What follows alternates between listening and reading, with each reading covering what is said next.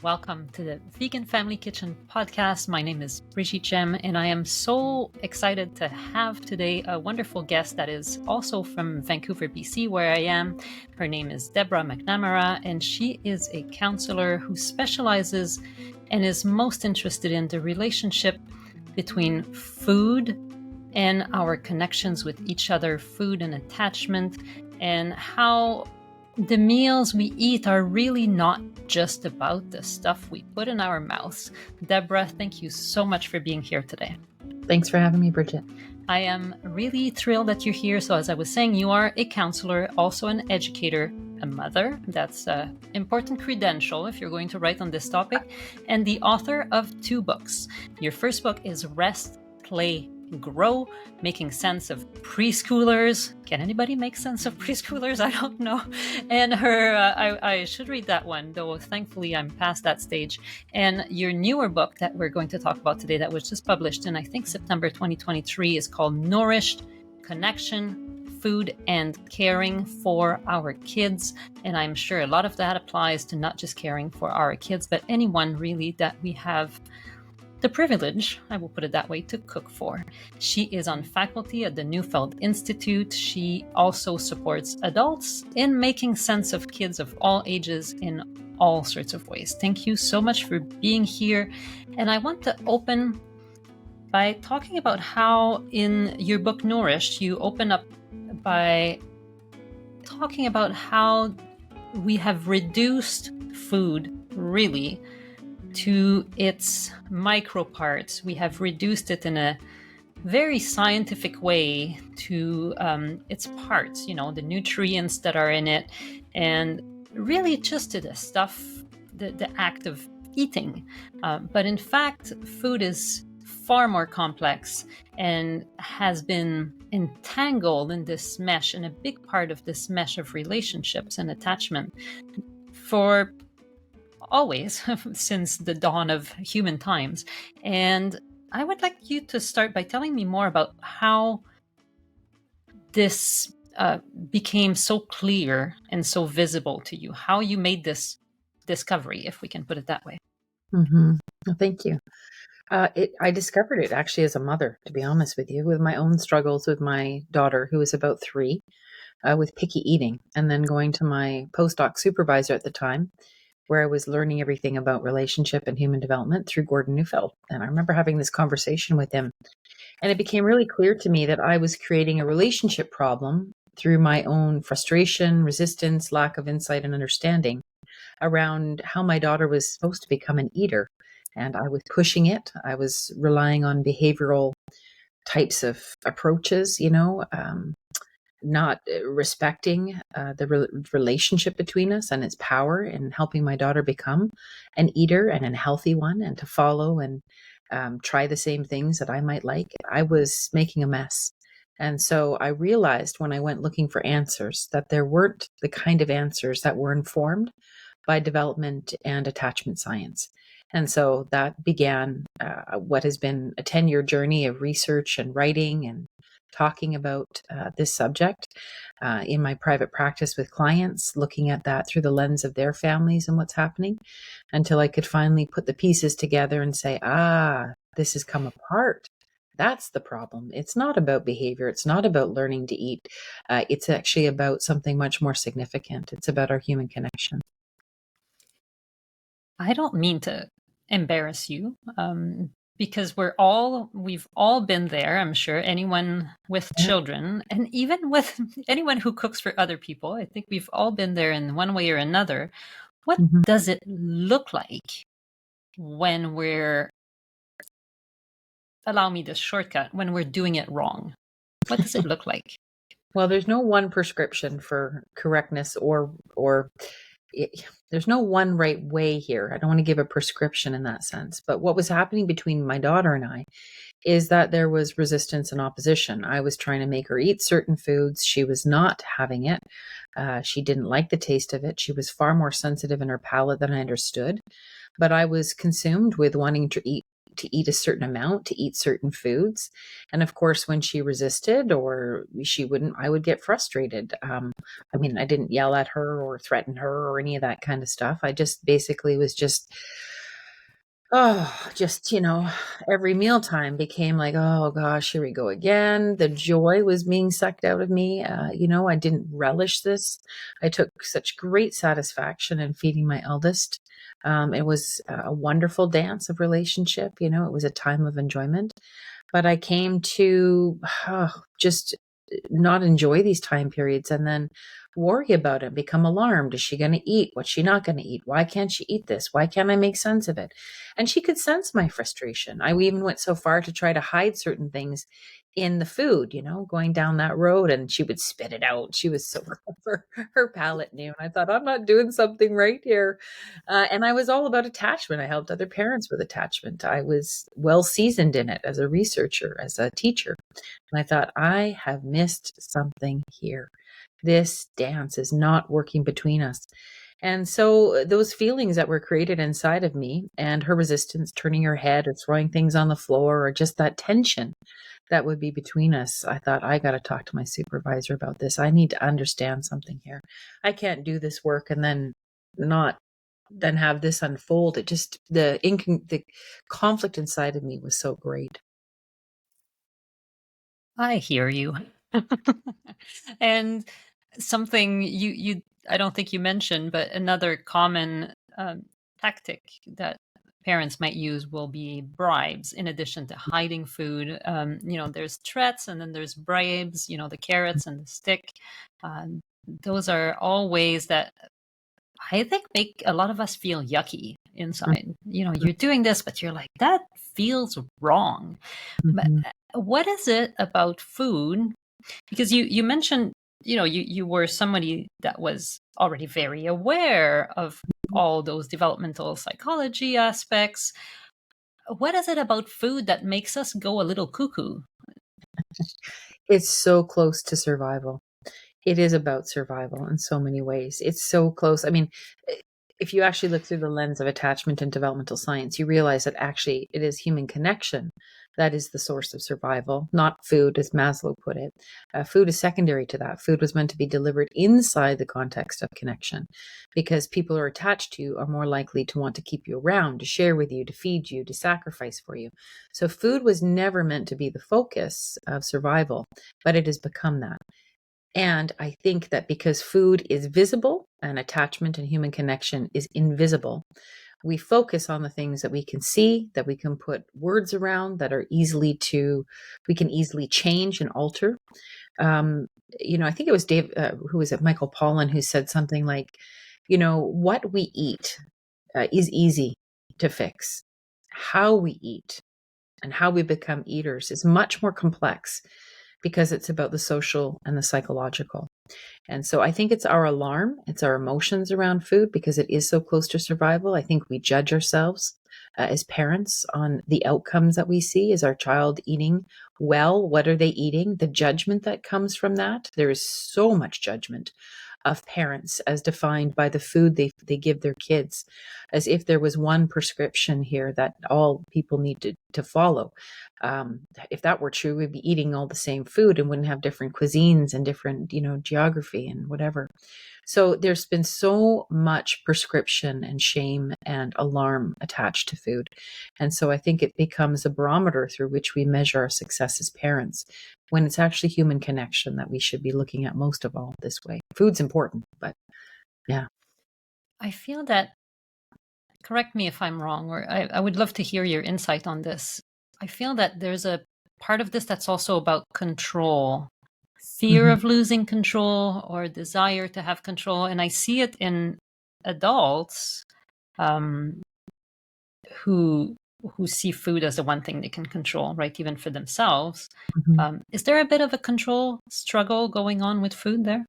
It's a great question. It's very insightful. Control, actually, we have to look at where that's driven from.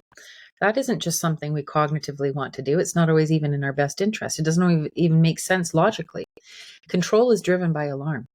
The more alarmed we feel, the more we try to control circumstances, because the more we are in control, there is a sense of false sense of safety that we can actually we are safe, or we can keep other people safe. So what drives control is alarm, and not knowing how to keep our loved ones safe, or feeling that we must keep ourselves safe, and that there's no one's care to rest in.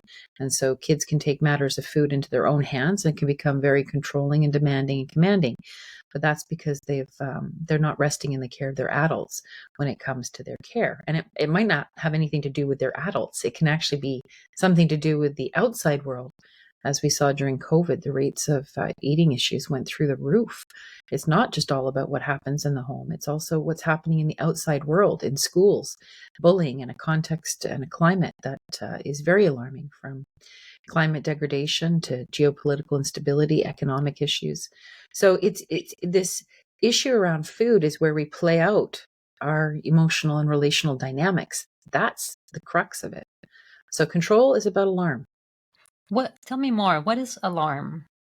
Alarm is a hardwired emotion in the brain. All mammal species have it. You can't get rid of it. It's meant to serve our survival. And what it's looking for is any source of separation, because attachment is our greatest need. Separation is our greatest threat.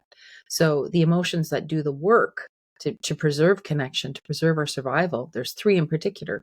One is alarm, one is frustration, and one is incredible pursuit, to get back whatever's been lost or you believe is essential for survival. So that pursuit, that hunger, that can somehow be rampant sometimes, the frustration and aggression.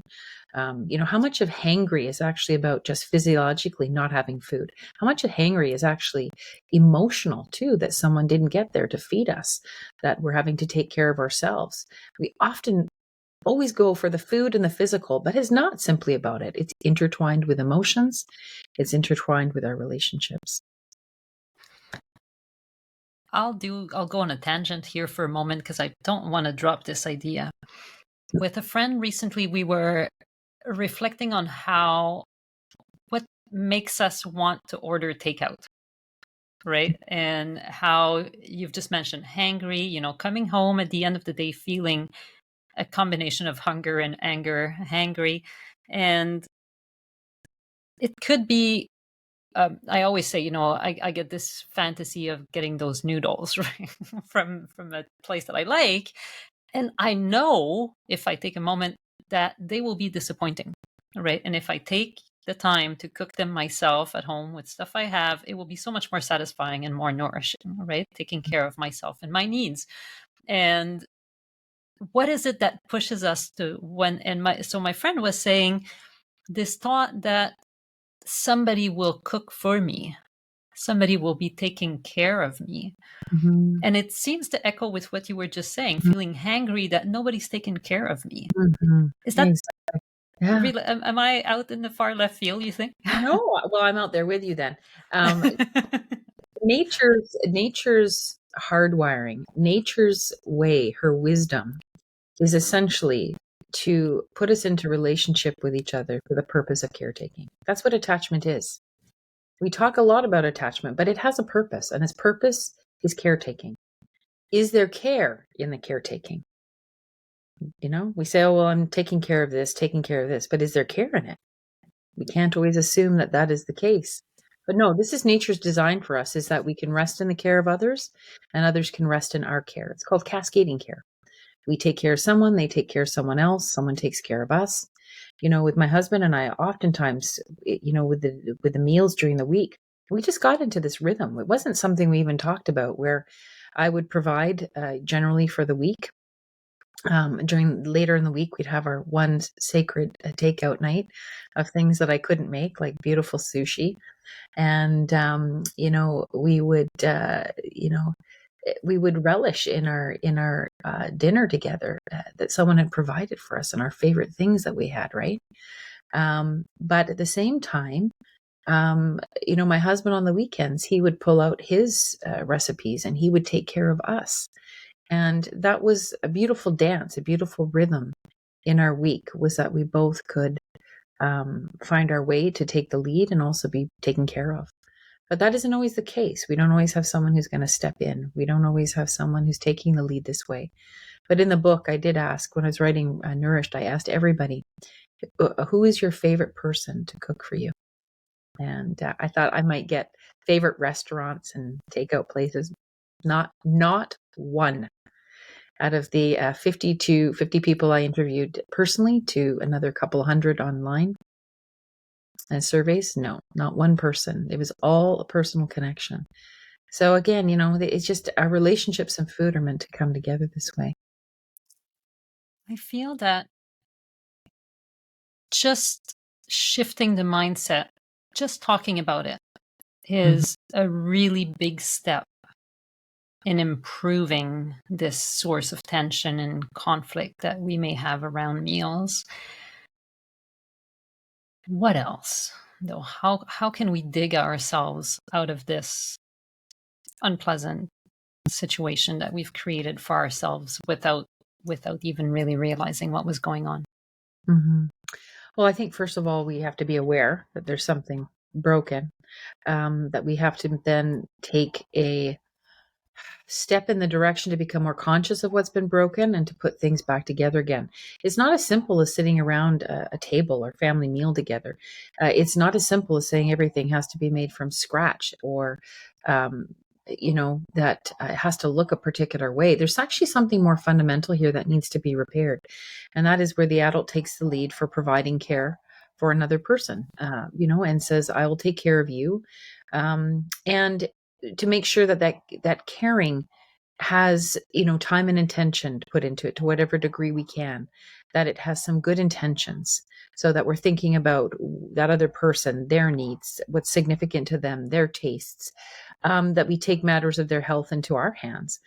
How many times are we saying to children, giving such explicit directions to children, if you don't do this, you're not taking care of your body.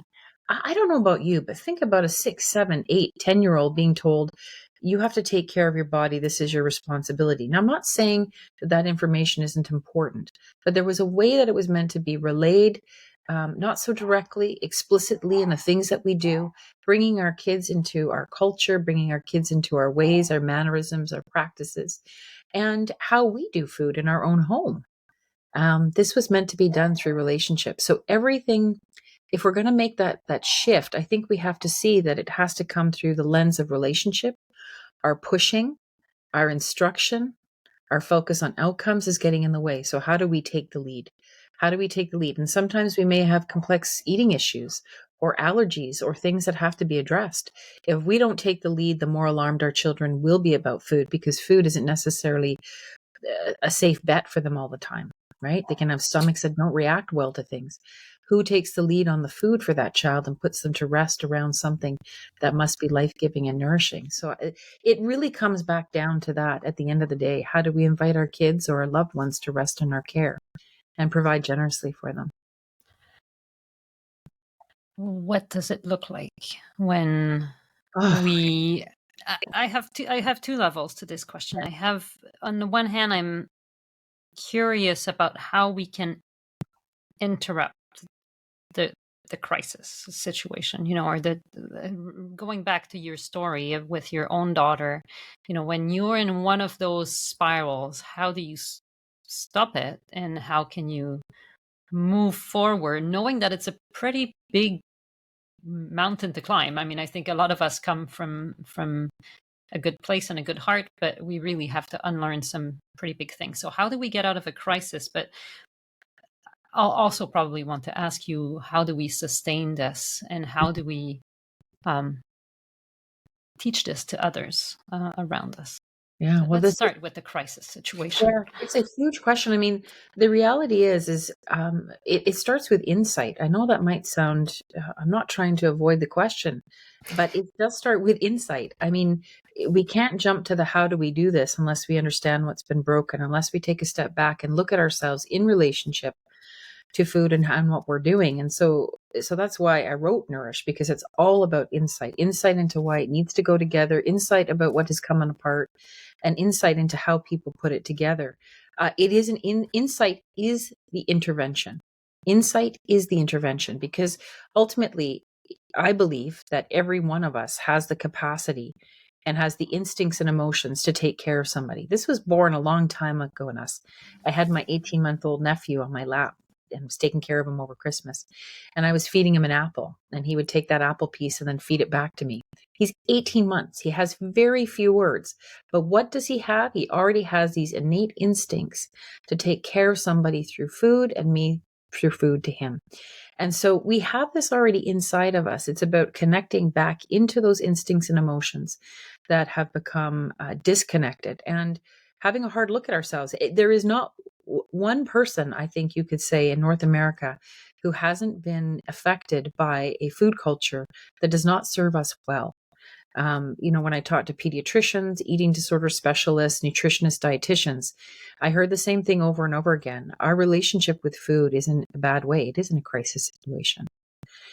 And so part of that is to have insight into that, and not in a way that's just about what food you eat. That's where the conversation always goes. It's back to what you eat. Is it important? Of course it is. Of course it's important. It's important not only for our bodies, but for the planet. But again, we have to come back to the conversation and say, well, how do we make that decision? How do we show up around food? What are our intentions, our desires? What is a climate that we set at the table? What do we do about a child who's resistant? What is our best foot forward? So insight is the intervention. We have to think differently about our relationship with food. And from that place, when we have insight, then the interventions fall out from it. You won't find yourself with that knee-jerk reaction to push my daughter. I never gave consequences and threats because I'm a developmentalist, and that has never been part of my repertoire. But when I realized I was pushing her, and the more I was pushing her, left no room for her to have an agenda. I wasn't relying on relationship. I backed up. I knew it was a problem. I instinctively said, this needs to stop. I need to find another way through. So what did I do? I backed off, let her have some more autonomy. I made meal times more pleasurable. How do I do that? Well, I can't give you instructions for that. That's inside of you to figure out. You got to figure out that dance with your child. But yes, should it be more pleasurable? Should there be less resistance? Yes, of course. So insight is the intervention. From insight flows the implementation and what we do. And that is the trajectory. To go right away to how to short changes the insight and the intuition inside every adult. It is disrespectful to the relationship between a child and an adult and that dance that they must figure out. This is not just a dance for today. It's a dance about caretaking for the long term. So how-tos can't be disconnected from that insight. And once you get the insight, then it does flow. But it's not a prescription. And I think this is one thing that my work is not about, is telling parents exactly how you have to do these things. Of course, there's strategies. Of course, there's ideas. Of course, there's stories and examples. And there's, parents who are doing this despite great challenges, metabolic issues in their children, food allergies, anaphylaxis. There's just serious issues and stress and alarm in a parent when it comes to this. But we're doing it. We're doing it. I love that you're doing it, and I'm so grateful for that work. I wonder how often you encounter this in your practice, that not only the issues arise in the feeding someone else, in the act of feeding a child in particular, but how these beliefs we have around food and these issues are anchored in our own personal relationship to food and how we care for ourselves. Mm-hmm. Yeah. There's something that shifts when you become a parent and you realize you have to be responsible for feeding someone else. It's like people are like, oh, I think I have to learn how to cook. I can't just grab things. I have to, it's this, and what do I want to feed them? And then they just go through this whole transformation when you become a parent, and where they might not cook for themselves, they'll cook for other people. So it's quite interesting that.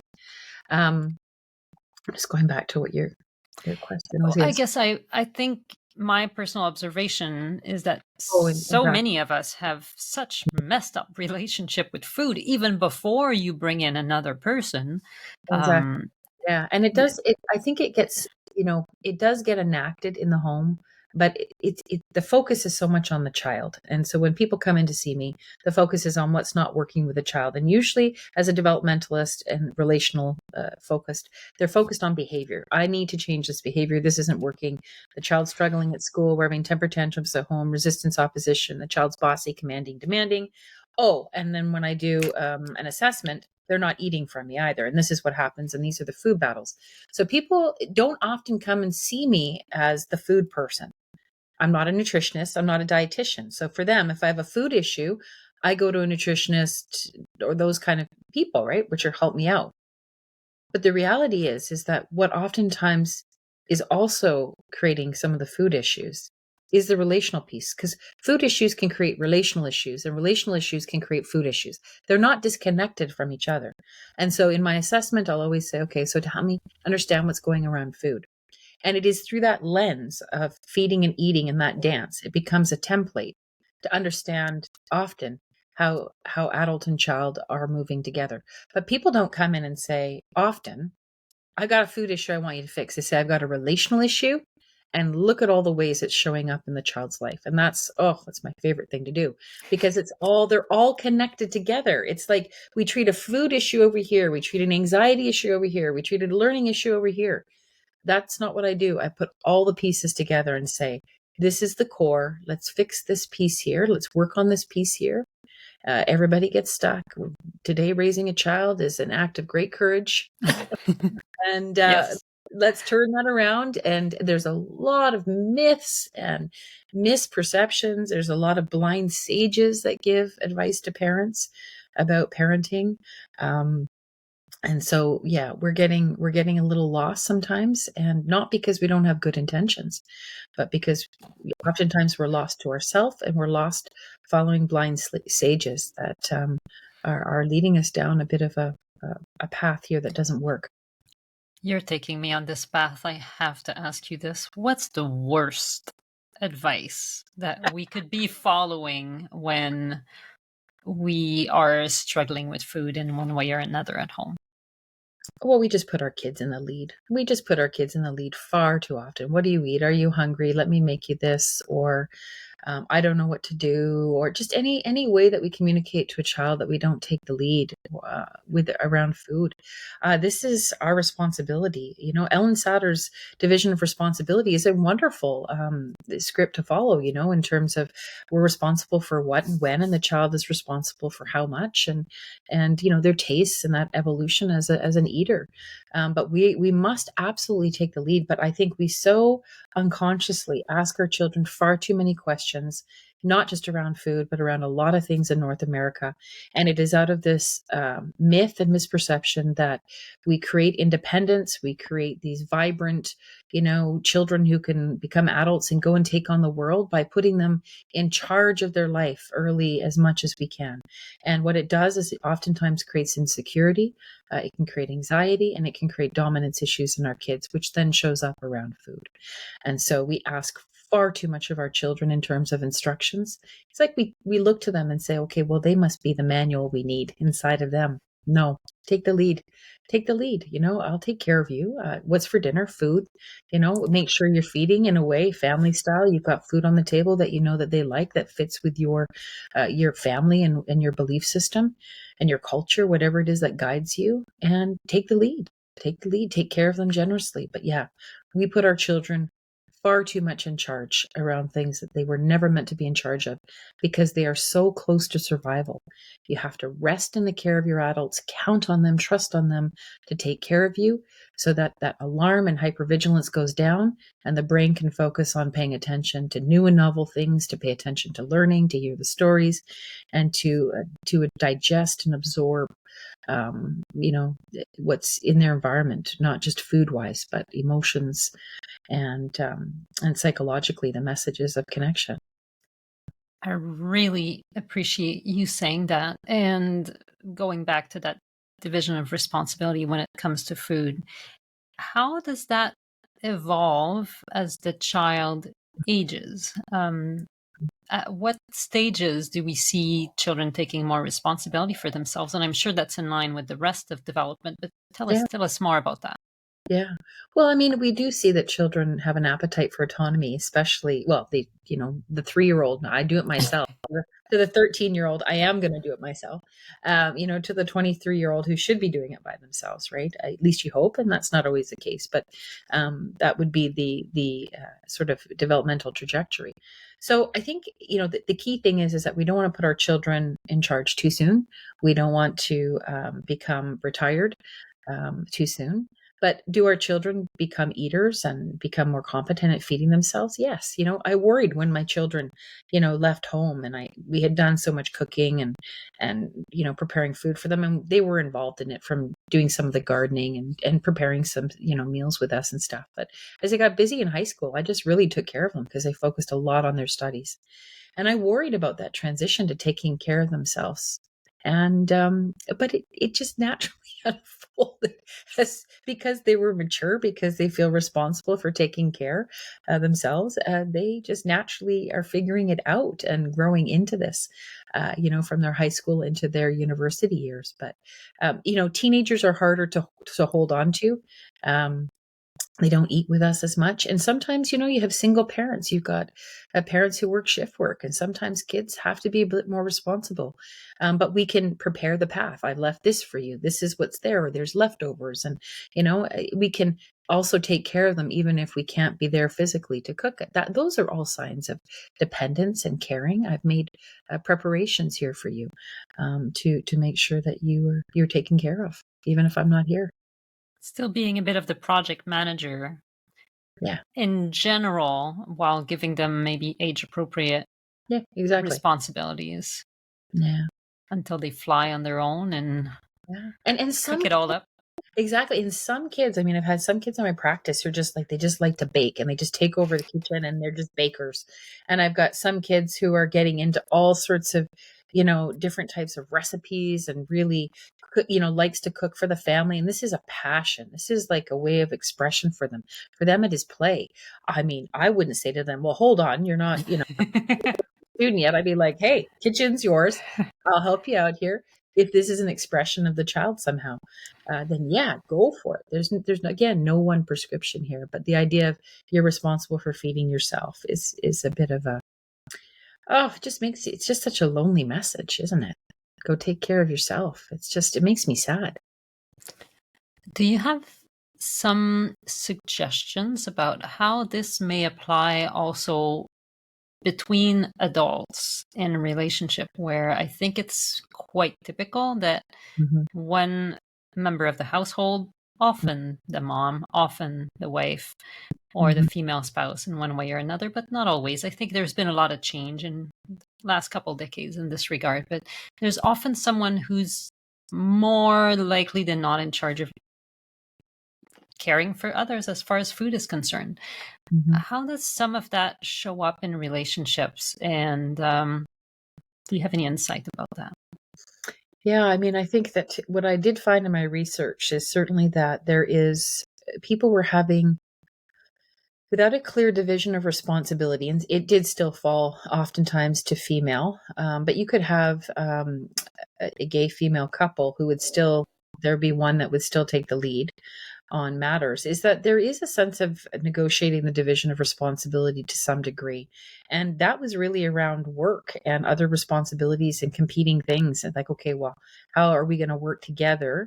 If there was that sense of togetherness, how do we work together to make sure that we have our healthy meals on the table, and so on and so forth? So people shared, I found, the tasks that were in my study. I don't think that's true for everybody, but people volunteer for my study. And so someone might do the shopping or the prep or the cleanup.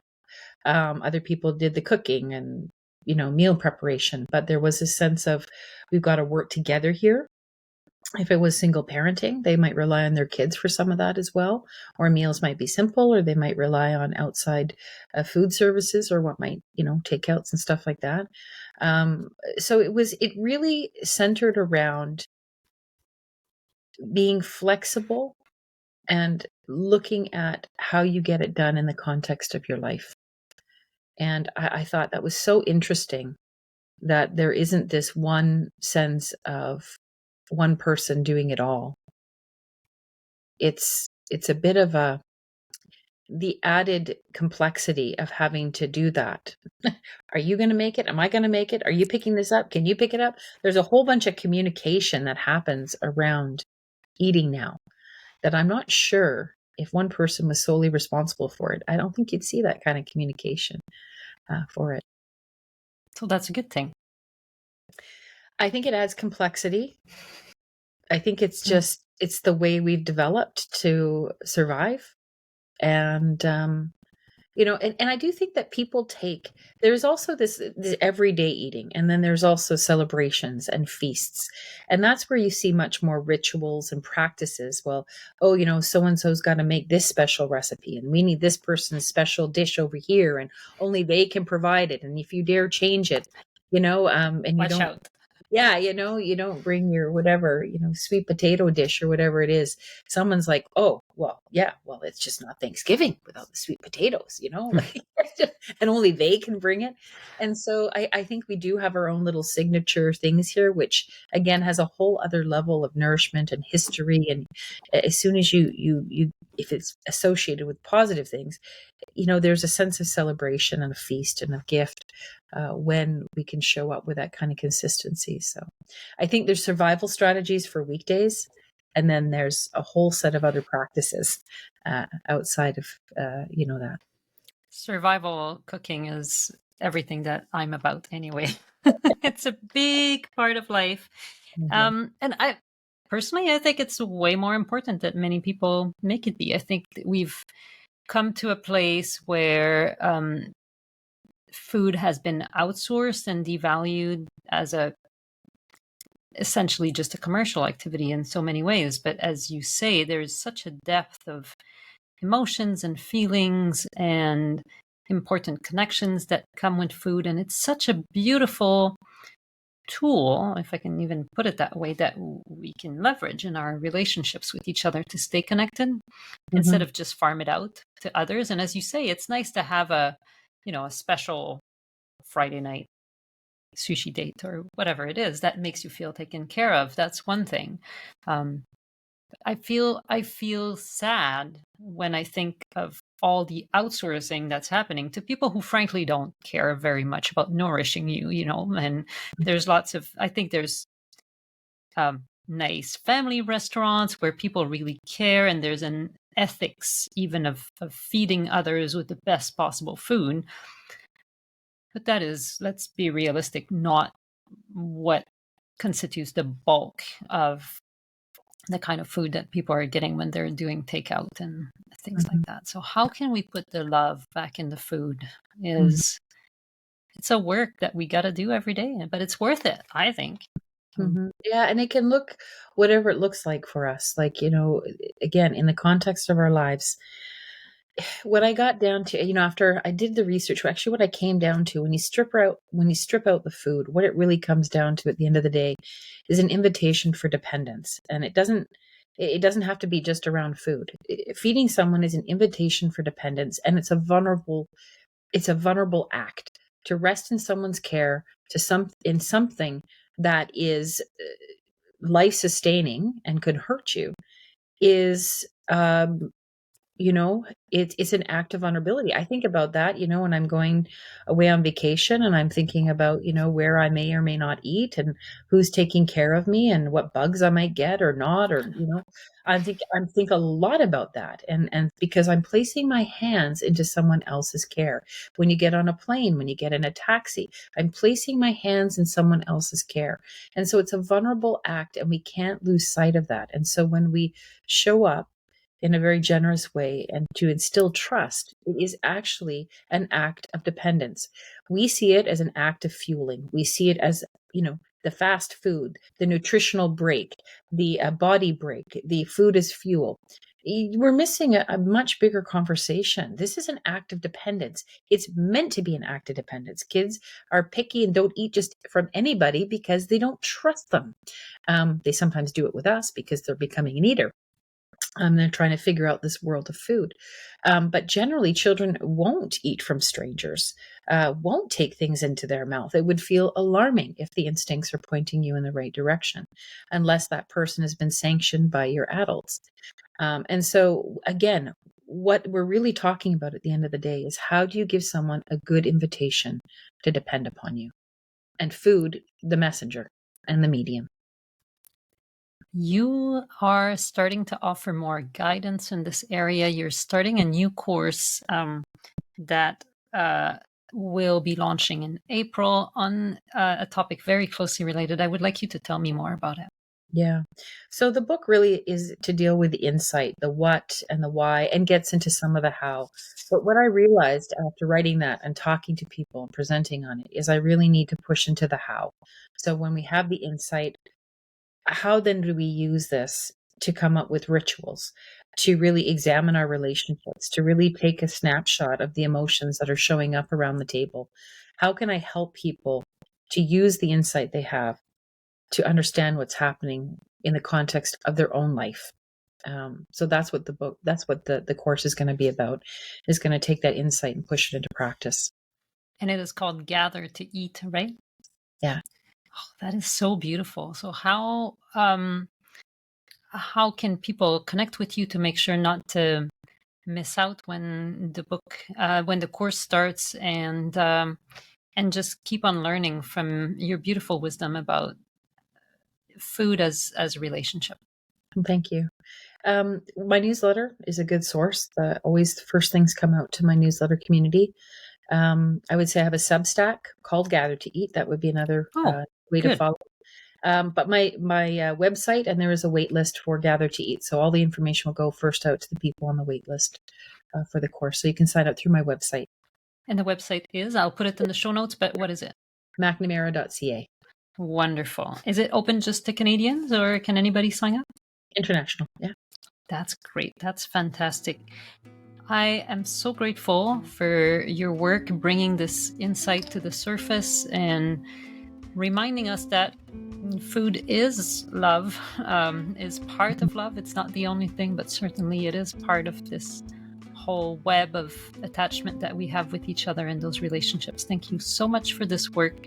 And I encourage everyone to read your book, Nourished. It came out in 2023. I will put a link in the show notes as well, so that people can get it as an ebook or a paper copy. And I very much look forward to seeing your course come out and having so many more people discover the depth and the richness of their connections through food and working with you. Thank you, Deborah. Thank you so much for having me, Bridget. It's been a delight.